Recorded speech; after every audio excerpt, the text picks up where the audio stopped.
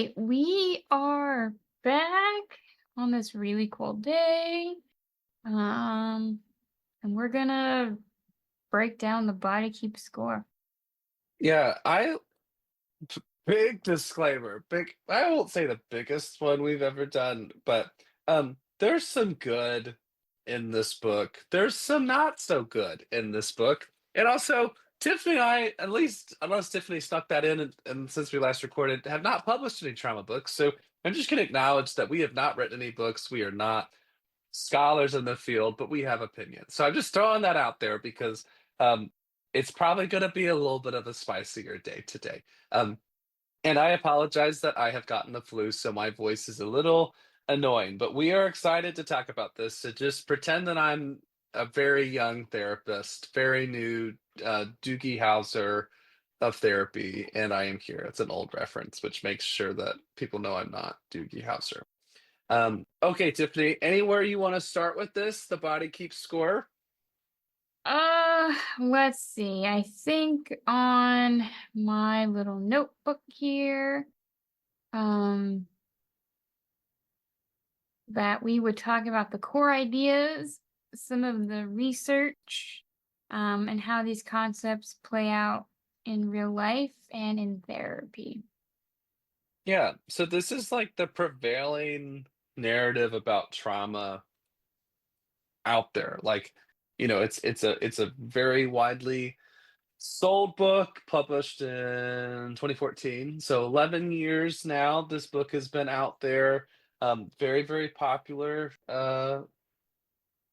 just about everywhere. So the author Bessel von der Kolk, big well-known researcher, very influential, and had summarized like so many layers of like how trauma was approached, how trauma's been treated in therapy, in medicine.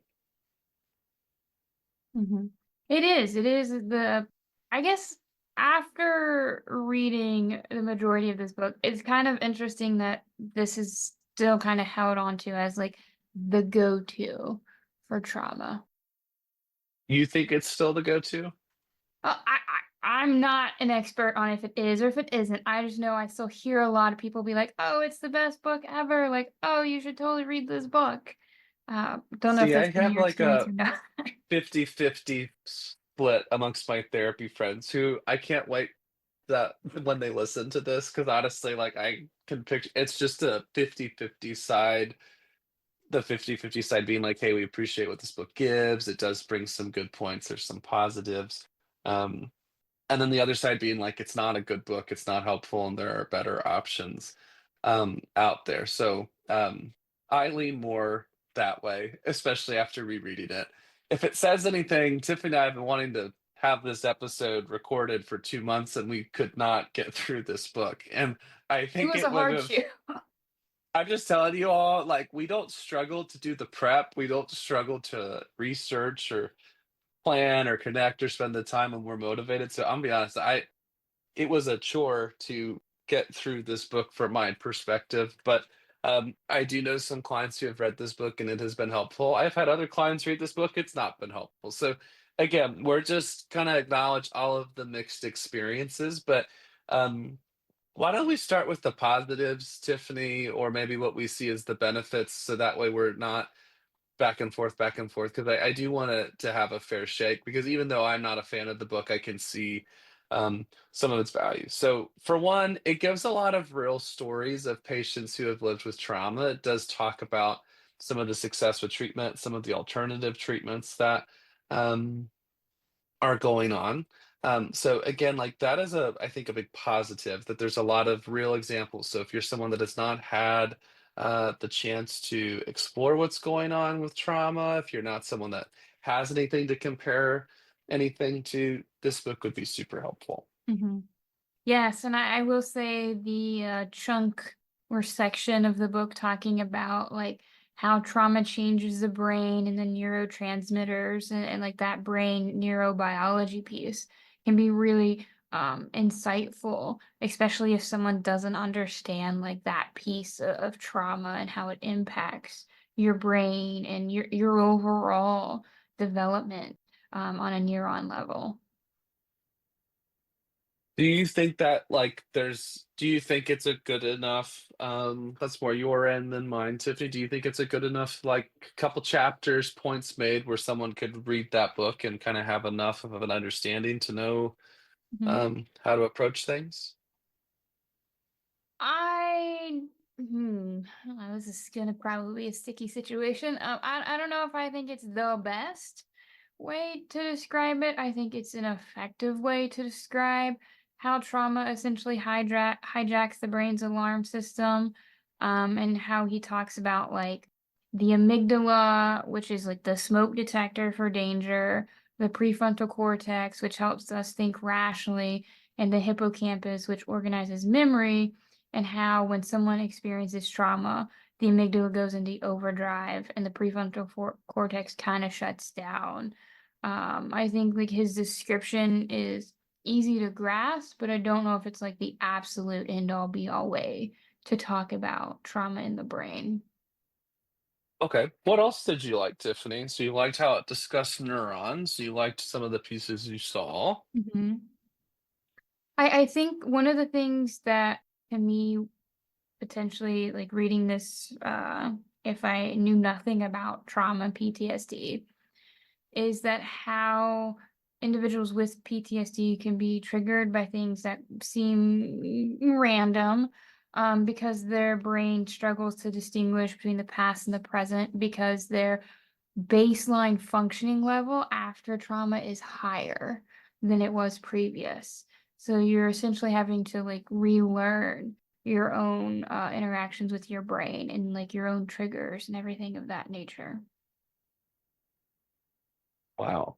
I do like how it gives a little history of how things have been approached, how things have moved in the field. I do like how it discusses the development of the DSM. I don't think many non-counselors know how some of that works. I like that it talks about some of the different research groups that were going on and how even in the DSM-3 there was a discussion about childhood trauma and they were seeing back then a link talking to people in the field, the link with trauma and how it is showing up for different disorders. So I do I'll say more on that later, but that is something I appreciated from the book is how it ties all that together. Hmm. Yeah, I do like the overall tying together of concepts for sure. Anything else you see as a main strength of the book, Tiffany? Um, let's see. I do appreciate the touching on like the yoga and the movement, the EMDR, the neurofeedback, and like the expressive arts portion of the book. I think it was interesting to see, um and hear that like that validation of those different approaches, because trauma recovery itself isn't a one size fits all. That for me, I was like, okay, I can give a little credit here for that. Um, I know you guys are gonna be able to tell where I'm leaning, but the last positive I have, when discussing the Body Keep score, is I appreciate how it grabs a lot of information and puts it together. It does talk about different treatment perspectives for PTSD and trauma. Uh, and again, I think I got to check myself. Not everybody has access to that, knows where to go. So if someone's only going to read one book, there is a lot of good initial chunks of information there that could lead someone to the right path. And there is some good pieces there. There's some good uh there. Mhm. Well, I don't know if I have any other good I don't either. to dote on. So We did not what are talk ahead some of of time the about this as per usual, but um I think you guys know where we're headed. So that's the good. We want to appreciate the Body Keep score and the contributions that it's brought. And also, we've got some. some spiciness? Yes. Um, I think there's just a lot of challenges, and there's just a lot of things um I don't even know where to start. So, Tiffany, I'm gonna maybe throw it back to you of like when we're starting about like biggest concerns, challenges. Uh,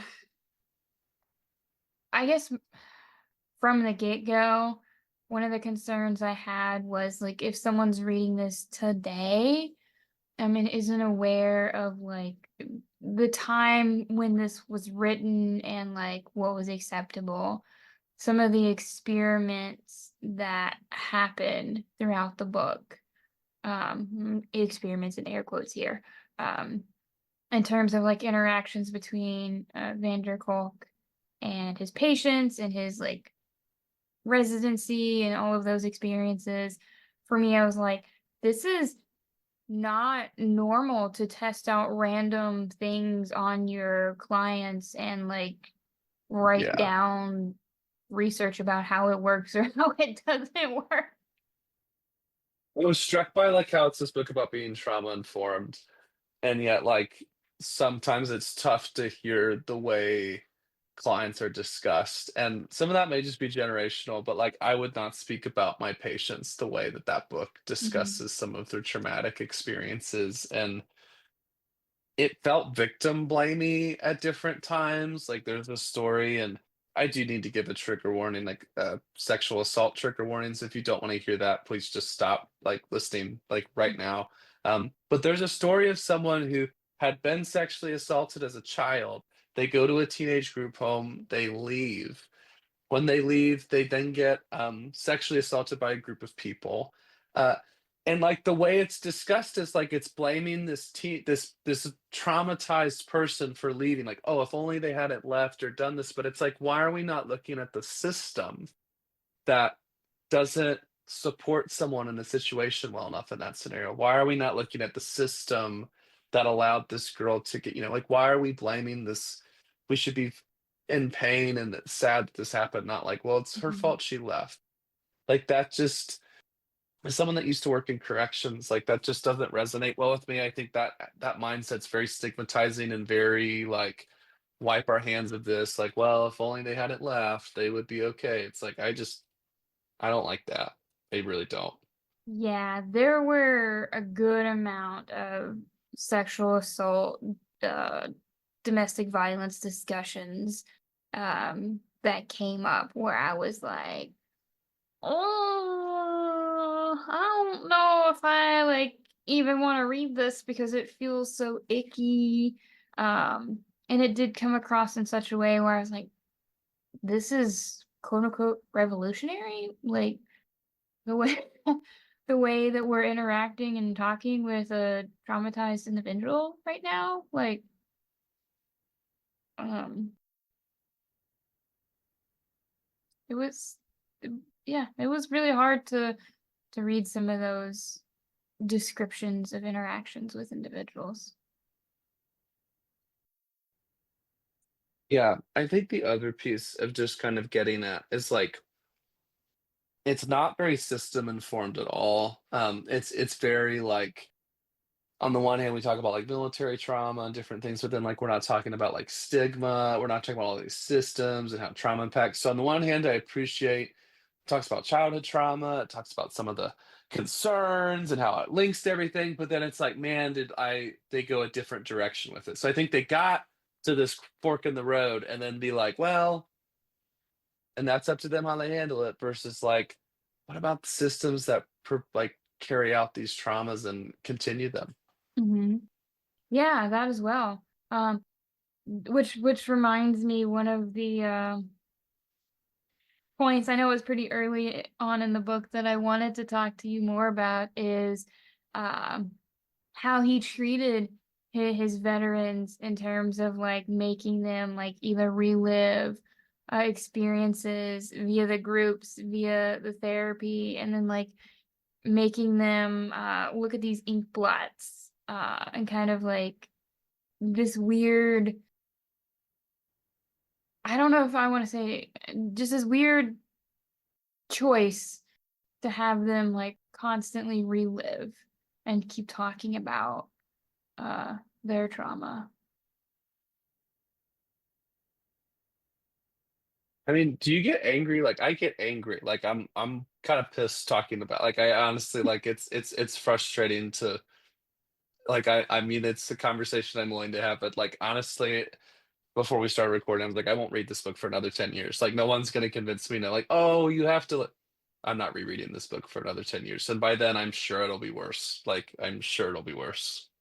Yeah, no, I mean there were times when I like I don't know, between like the way individuals were discussed and the way things were done in the book, I was like, this just feels so icky.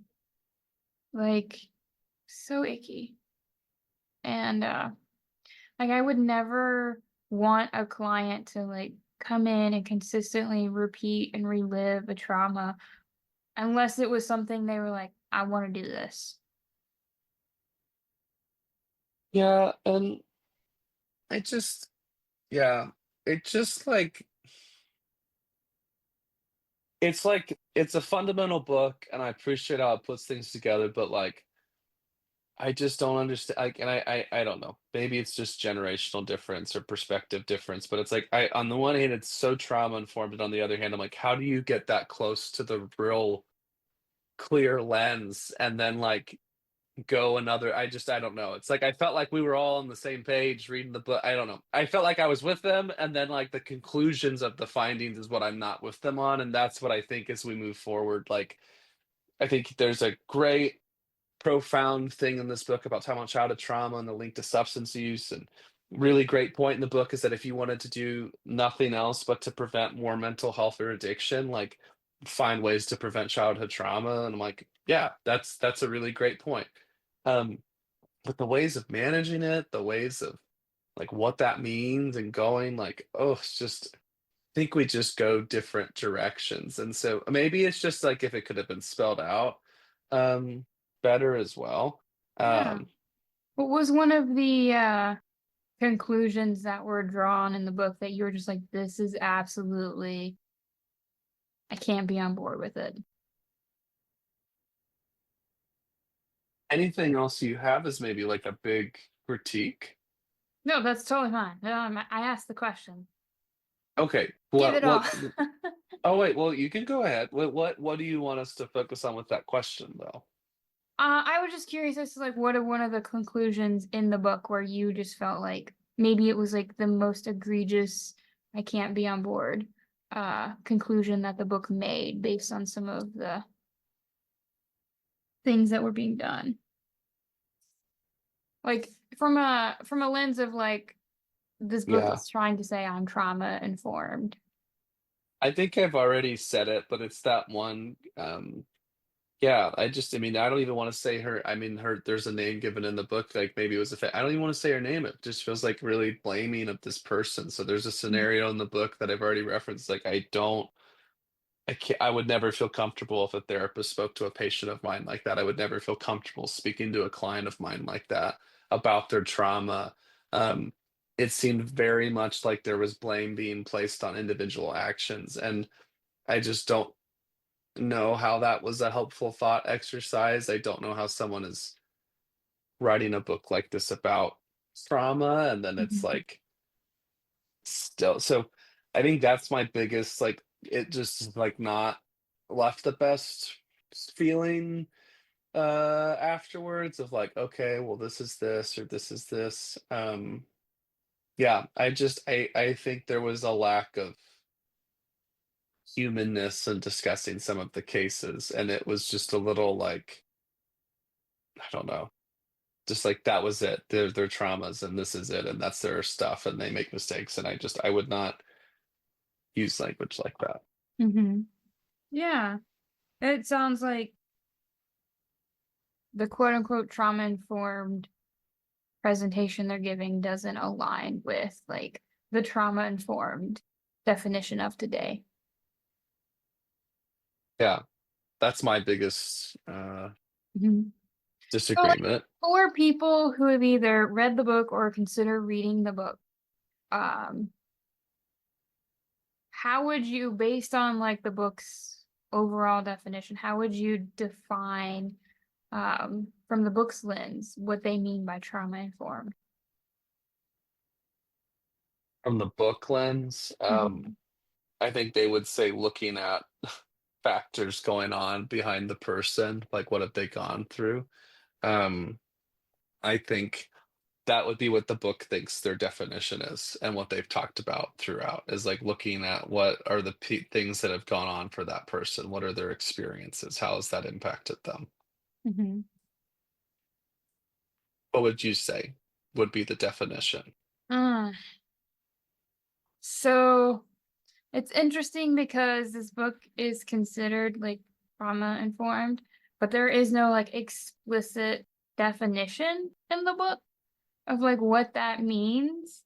Um, but it kind of I kind of felt like he was just like saying that it is a means through discussion of trauma and its effects on the brain to help you get to a better practicing for healing trauma. It's kind of where I was pulling straws since there was no like real definition for like what trauma informed means specifically. Um, I'm sure other people can read the book and be like, this is the definition I got from it.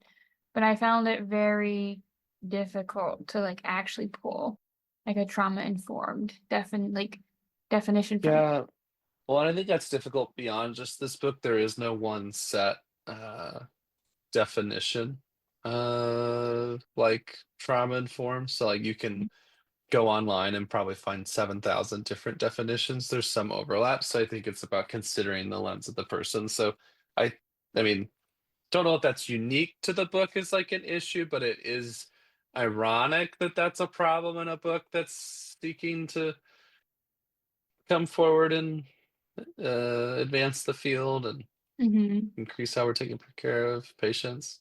Yeah, it is interesting.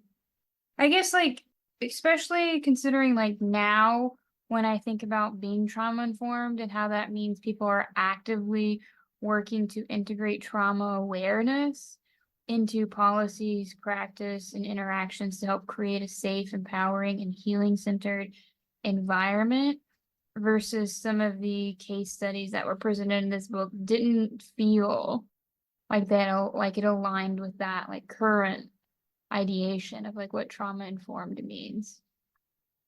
Like I don't know if I would agree that some of the environments presented in this book are like safe, empowering, or healing centered. Hmm. Hmm. Yeah, I feel like there's just so many yeah, sorry. I'm like it's hard to talk about. I just don't enjoy this book. And like that is just the general review I would give this book. Like I did not enjoy it. I did not feel educated. I've read articles, podcasts, other books even. It just I did not feel fulfilled. Like I've had some clients who've even enjoyed the book. It's just it's not an enjoy it's like it's very heavy and I don't think one leaves reading it feeling, ooh. So I think even knowing that we don't like it, it's just this is just a tough to want to go. I just yeah, it felt like a class I had to take to get my degree or something where it's like it's like there's some good stuff there, but I think we've surpassed a lot of it at this Yeah. point. So I was doing some research on the book since it wasn't my favorite book. Um, One thing, actually, a couple things I came across is that there are actually some neuroscientists and psychologists that strongly question the stance on like how trauma is stored in the body. Um, I guess I'm curious, it's like, do you lean a particular way in terms of his views of how trauma is stored, or do you have your own ideas there? Um, I mean, it we've talked about this in the intergenerational trauma episode of like the linkage of like being the egg and your mom within the grandma like intergenerational Mhm. trauma. So I mean, I do think there's an idea about things being stored in the body, and the body knowing. Um, do I think that everything they say is in the book is fully relevant? Um, I don't know. I don't know. I'm probably not the right person to ask that because I'm coming at this with the lean of like I just don't enjoy the book and think there's a lot of um better content. But being trained in some polyvagal theory, I do believe in the mind body connection and it being stored in the body. So um that's my answer from a polyvagal lens. I do think some of it's true. Do I think he got all the way there? I do not. Hmm. Yeah. I think it, that's one of those weird, multifaceted answers, I feel like, in terms of like being stored in the body. Like, I think, yes, we have, there are biological impacts we carry through life based on the trauma we experience. I guess from my interpretation of the book, I don't agree that we're like storing it like we would like a battery charge. I think it's more of like it has um experiential, biological, and neurobiological impacts that we carry along with us. And it can look different and present differently depending on a person's personal experience. Hmm. Wow. Anything that kind of sticks out that maybe we've not gotten into Oh yeah, today, I've Tiffany? got plenty of Oh, little good. little I tidbits. want to hear it. I didn't like the book, so I was like, I'm gonna see if other people are in my boat. One of the other things that I found that a lot of people complain about is Kolk oversimplifies the connection between trauma, the brain, and the body.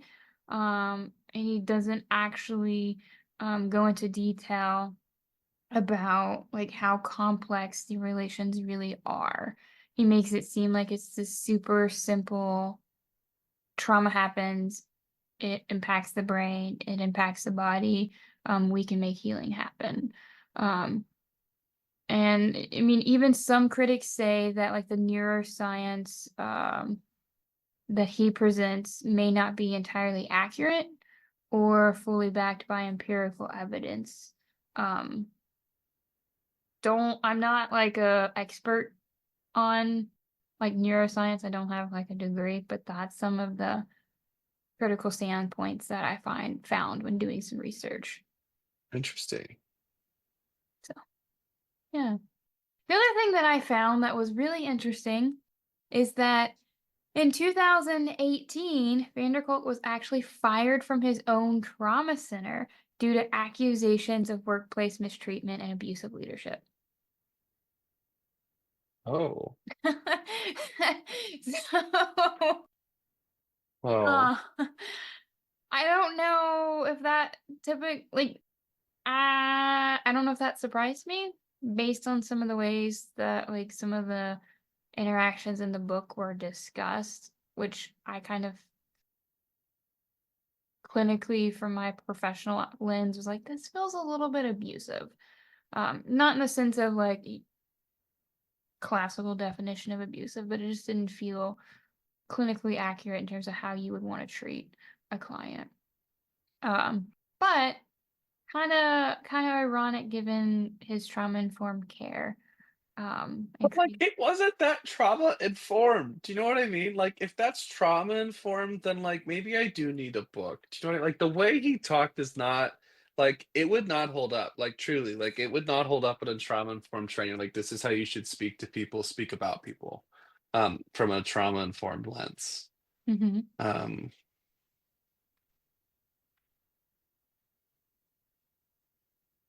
yeah. I just it's like old school and that's not a compliment. It's just it's like it is such a snapshot of stuff. Like Mhm. Yeah. I think I every year it becomes less and less breathtaking and groundbreaking and more dated. Like every year it just is going to become more dated, more out of touch, more like which is anything, but like that book in particular, because we've moved really far since then. we have a question for you. Like, given the author's personal behavior, like, does that affect the credibility of the book that you read? Like, how would we want individuals to think about this if they haven't read the book and they're considering reading the book because someone told them it was groundbreaking. Hmm. I think it does. I also just a vibe fit. I just don't like the way that guy writes. It felt very much like I needed to know he was a big deal and like he was groundbreaking. And a lot of the book is like him walking through. You do have to establish credibility as an author. I just have never read a book where someone needed me to know that much what they had done and why they were so important or a big deal. Like that is what I would think is an eighth to a ninth of the book is just him establishing credibility. Doesn't really tie into any of the points, but just, oh, I did this. I was on this subcommittee. We proposed. I mean, truly, like you read it. Like it's like it is a lot of content about I was on this subcommittee. We proposed this. We proposed that. It's like I don't know what. I just yeah. So Mm, I'm gonna say yes because I'm not a fan of them. I'm yeah. just not. Yeah. I think that's fair. We want to make sure people that haven't read this are aware of like what they potentially are stepping into when they're choosing to read this dated book. Um,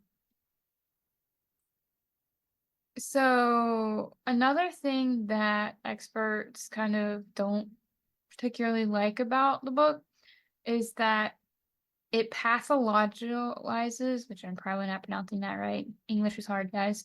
Um, trauma responses too much, making it seem like trauma is always a deeply damaging impact in a person's life. Um, Others argue that the resilience and post-traumatic growth are not emphasized enough, leaving readers with the impression that trauma is inescapable. And the book That's itself good. focuses on extreme cases of PTSD abuse, of veteran struggles, and doesn't always acknowledge that people can recover from trauma without severe long-term effects. It does feel very damning, like, which is ironic because I don't even think that was the point of the book is that if you have trauma, it's but it's like there's not enough to balance out like for the healing. It's a lot of like, oh, um, type of thing. So yeah, I hope to never have to read this book again. Like I actually can't think of a book that I've enjoyed less reading. It Don't would worry, be I will not make you read this ever truly, again. like, I mean, I'm even going, like, I liked what I read in college. I just like it would be I mean, and even high school, like, I may be the book I have least enjoyed reading, like, in my life. Like, that's a big statement, but I genuinely, like, I can't express how little I enjoyed this book. Like, I just feel like if we clip this, like, I just be like, it's like, like, like, recommend, do not recommend. Like, you want trauma in 4 pieces? We'll get you some articles in the Patreon or go it's just I don't like the Mhm. way the person writes and talks. It's very patronizing and condescending, and I think very elitist, and that's not how I think I would like spoken to when I'm getting mental health care or any kind of health care. So I just don't recommend. Yeah. Don't recommend. Oh, last thing that kind of I thought was important to note is that I would not encourage any trauma survivor to read this book because it is highly graphic at times, It is very graphic. and I can imagine it can be extremely triggering. It does not I would not say this is a practical book that gives any form of advice for healing. It's more of just an overview of like what Kolk experienced from his personal view of trauma impact on his clients. Is kind of where I view the book. Um, I don't know if I would ever recommend this book to anyone. Um, Mm. No, and that maybe if I can add to my grievance list, I didn't feel like there were any trigger warnings for topics, so I would be reading, and then it would be like a sexual assault scene, oh, graphic physical violence scene, oh, like neglect, like there is no like I can't think of any time in the book when it's like, oh, hey, um, so yeah, I agree with you. I I used to get weird reactions when people were like, "Do you recommend this book to patients?" I'm like, "No." Like, if someone's like, "Well, what do you give someone for EMDR?" I'm like, "The DBT skills workbook." Or if you're like, "Well, where is like the VA's got good like I don't I don't do a lot of books, but this is one I'll never. I mean, if you had a positive therapeutic experience with this book, I'm so glad for you. I'm not trying to say it can't help you, but I know where my lane is. I know who I'm working with, and this is just this is not it. Yeah, like book can be helpful for different audiences, and that's totally fine. But like, I will say that is one of the things that pissed me off the most is when I was sitting down reading slash listening to this book. Absolutely no warnings anywhere on the book whatsoever or anywhere in the Audible version. And just as you mentioned, you would be listening and all of a sudden the one that sticks out for me, and then like if you don't like blood, guts, violence, any of that, please stop listening. Um, is where they talk about someone their limbs being ripped apart. And I was like, what the fuck is happening? Like what how is this just nonchalantly coming up in this book that's supposed to be trauma informed and like helping people understand trauma, and here I feel like I'm being traumatized by reading the book and all these visceral like experiences people have like went through. Yeah. No, I mean, you make a good point, honestly. Um, yeah, it's funny. It's like, I mean, I always enjoy our episodes. Like, this is one I'm like, we just need to do. I was like, I've been so ready to be done with this book, and this I was just like, it's just one that like it's funny. It's like some things you feel passionate about, you want to talk about them. It's just not even that for me. It's like I don't even want to talk about this. Like I just feel like this book is everywhere. It's got so much built-in search engine. It's going to be out there. It's going to get picked up. It's going to go. It's going to keep having impact. And I'm like, I think it'll just continue to be something that comes up for people. But I don't think it's currently the everyone's got to read it like it was maybe 5 years ago. Um, I think 5 years ago, like you'd hear about this book. I think it's slowly becoming less relevant to what people are seeing and working on. Yeah. Well, I don't have anything left to say about this controversial book. Um, Eric, do you have any last minute tidbits for us?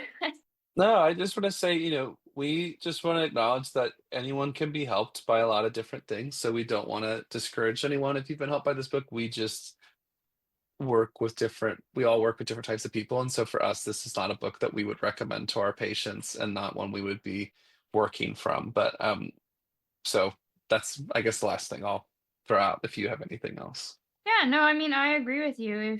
If you've read this book and it's immensely helped you and it did heal you, like that's awesome. That's amazing. Not trying to say this book can't help people depending on, what a certain person needs, but like from our professional lenses, like this isn't something in this day and age, in this current era, that I would consider a trauma-informed, helpful piece of literature. Yeah.